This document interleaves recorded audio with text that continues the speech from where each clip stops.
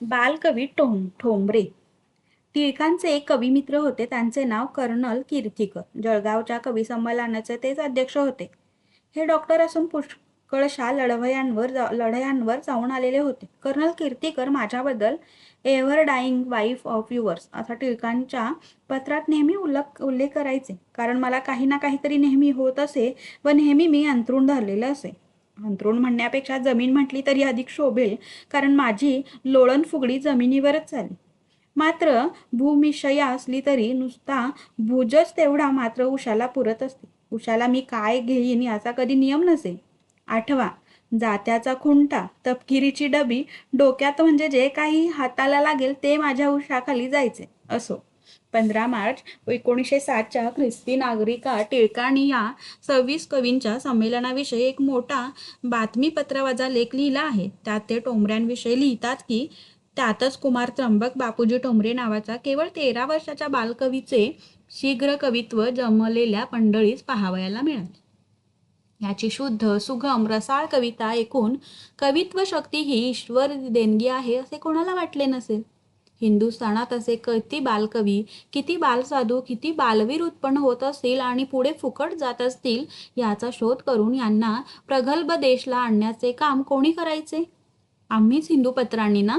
असो, ईश्वर या मुलांकडून आमच्या देशाची पूर्णपणे सेवा करून घेऊ. आम्ही तर सध्या तोंड पाटीलकी आणि कलम बहादुरी करण्यात गुंतलो आहोत.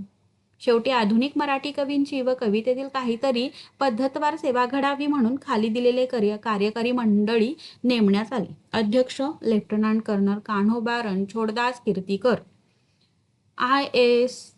IMS pensioner. उपाध्यक्ष Raosaheb Vishnu Moreshwar Mahajani, director of public instructions, Varad प्रांत. मंत्री नारायण वामन टिळक, उपमंत्री रा नारायण नरसिंह फडणीस, सभासद रा मोरो गणेश लोंढे, रा चंद्रशेखर गोरे, रा काशीनाथ हरी मोडक, माधवानुज, रा नारायण सिद्धेश्वर जोशी. हे संमेलनाचे काम येथे आटोपले. परंतु या संमेलनाने महाराष्ट्र सारस्वतासाठी 2 फार मोठ्या गोष्टी केल्या. एक, बालकवी ठोंबरे यांना उदयाला आणले व दुसरे, अभिनव काव्यमालेची कल्पना तेथून जन्माला आली. पुढे पुण्यास टिळक गेले व तेथे प. वा. लक्ष्मणशास्त्री लेले, प. वा. रावसाहेब कानिटकर, प. वा. वासुदेवराव आपटे, रा. न. ची. केळकर वगैरे मंडळींच्या सहकार्याने अभिनव काव्यमाला सुरू करण्यात आली. ठोंबऱ्यांबद्दल टिळकांना चैन पडेना. हा मुलगा कोठेतरी शाळेत गेला पाहिजे व याचे काही शिक्षण झाले पाहिजे.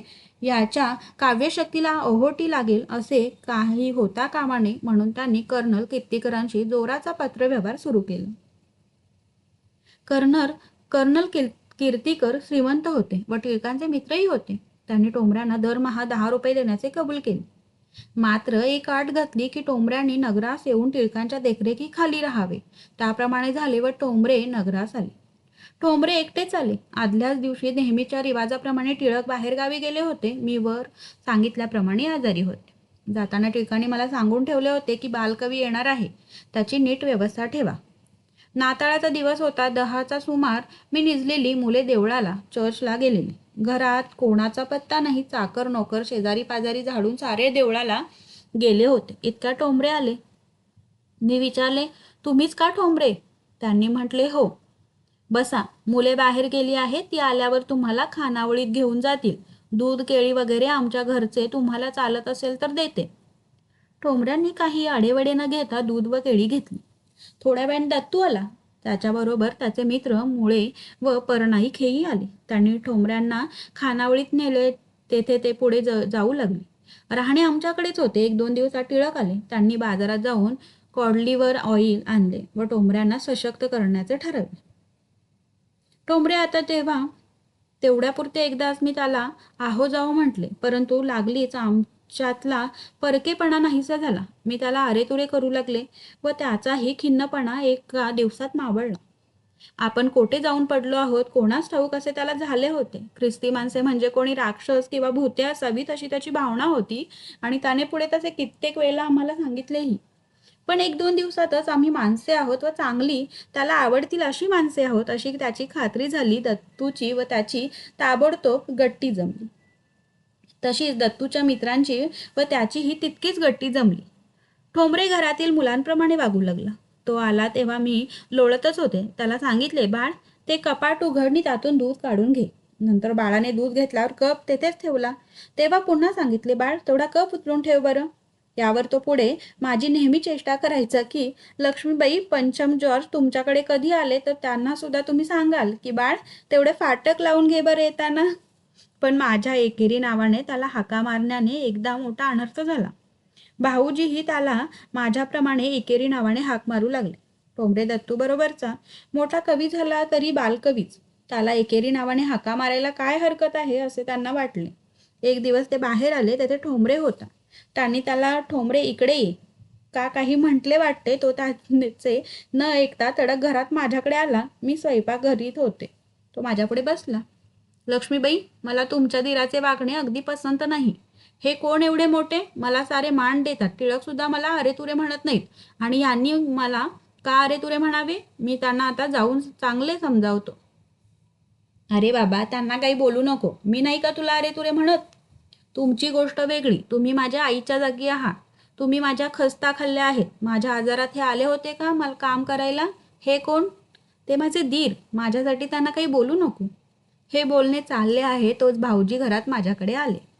आपल्या भाऊजाईशी ठोंबरे भांडत आहेत व ती त्याची समजूत करीत आहे. हे काय प्रकरण आहे त्यांना कळेना. त्यांनी ठोंबऱ्यांना विचारले, काय झाले. तो आणखीन उसळला. भाऊजी म्हणाले, ठोंबरे, मी अगदी सहज अरे तुरे म्हणत होतो. पुन्हा नाही कधी म्हणणार. माझी चूक झाली. मला नाही वाटले तुम्हाला इतका राग येईल. आणि त्या दिवसापासून ते त्याला आहो म्हणू लागले. मीही त्याला आहो जाऊ म्हणू लागले.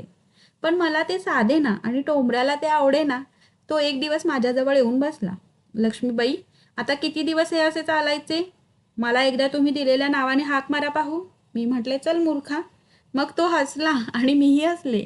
मी त्याला फार प्रेमाने बोलायचे झाले म्हणजे मूर्खा म्हणे व त्याने त्या दिवशी मी दिलेल्या पदवीचा उच्चार करून घेतला तेव्हा त्याचे समाधान झाले. ठोंबरे आमच्या घरी आल्यावर त्याला विषमज्वर झाला होता. 40 दिवस तो एकसारखा तळमळत होता. त्यावेळी टिळकांचा पैसा, माझे व रामभाऊ धर्माधिकाऱ्यांचे श्रम, सारोबजीचे औषध व देवाची दया यामुळे तो वाचला व महाराष्ट्राला त्याचा इतका उपयोग झाला. त्यावेळी मला रात्र रात्र झोप नसे.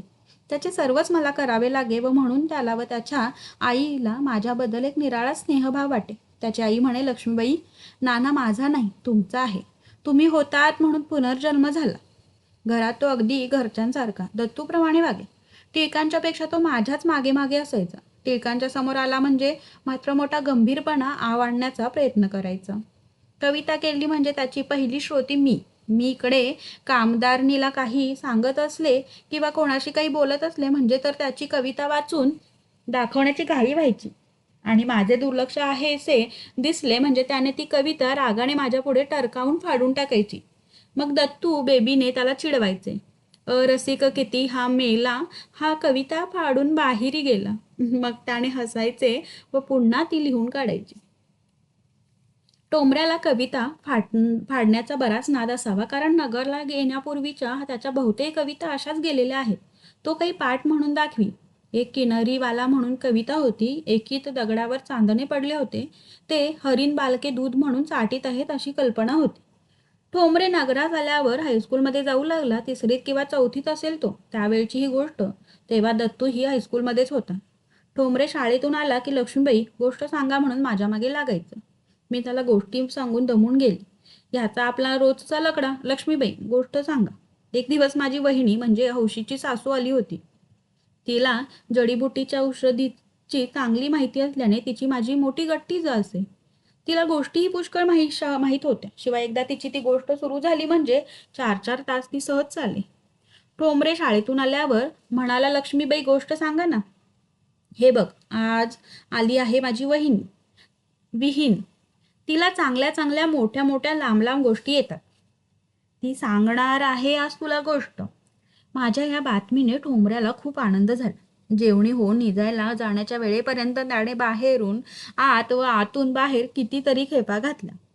नेहमीप्रमाणे आम्ही सारे एक दंडाळीला निजलो. भास्कर, दत्तू, बेबी, मी, माझी विहीन, ठोंबरे वगैरे. मुलांना माझ्या विहिनीच्या गोष्टीचा चांगलाच परिचय असल्याने ती सारी तोंडावर पांघरून घेऊन ठोंबऱ्याला हसत पडली होती. इकडे आज आपल्याला मोठी गोष्ट ऐकायला मिळणार म्हणून ठोंबरे आनंदात होता. त्याने माझ्या विहिणी शेजारी जागा पटकावली. अंथरुणावर खुरमाड्या घालून कान टवकारून तो गोष्ट ऐकू लागला. गोष्टीला सुरुवात झाली. ती गोष्ट अशी. हे बघा भाऊ, एक उज्जैनीचा राजा होता. त्याच्या अस्तुरीला होती एक कार, एक पुत्र. ती त्याची पहिली अस्तुरी गमावली. त्याने केली दुसरी अस्तुरी. त्या दुसऱ्या अस्तुरीला सवतीचं पोर नको होती. तिनं केलं ढोंग की आपले डोळे लई बिघडले. ती म्हणाली, मला एका जोशाने सांगितले आहे की दोन्ही मुलांनी मिळून वनात जाऊन त्रासाचं काळीज आणावं व मला खायला द्यावं, मग माझे डोळे बरे होतील. त्रासांचं काळीज? त्रासाला कसा काळीज असणार? ठोंबरे म्हणाले.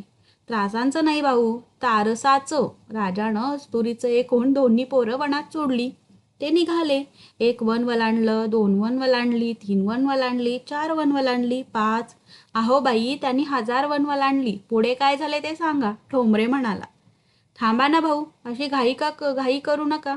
5 वन वलांडली, 6 वन वलांडली, 7 वन वलांडली. त्यांना भेटला एक राजहंस. त्याने त्यांच्यावर साया केली. त्यानं बसवली त्यांना एका रिक्षाखाली आणि त्यानं घर बांधण्याचा विचार केला. 1 समुद्र वलांडला, 2 समुद्र वलांडले, 3 समुद्र वलांडले. बाई, त्यांनी 7 समुद्र वलांडले, कबूल. पण पुढे काय झाले त्या मुलांचे ते सांगा ना. थांबा ना भाऊ, अशी घाई नका करू. त्या पक्षीराजाने एक काडी आणली. त्यानं 2 काड्या आणल्या, 3 काड्या आणल्या, 4. बाई, त्या पक्षाने पर्वतप्राय कांड्याचा ढीग केला. पुढे काय झाले त्या मुलाचे ते सांगा. थांबा ना भाऊ, असं काय करता. मग तो पक्षीराज दगड गोळा करू लागला. त्यानं 1 दगड आणला, 2 दगड आणले, 3 दगड आणले. त्याने मेरू पर्वता एवढी दगडांची रास घातली, कबूल आहे मला.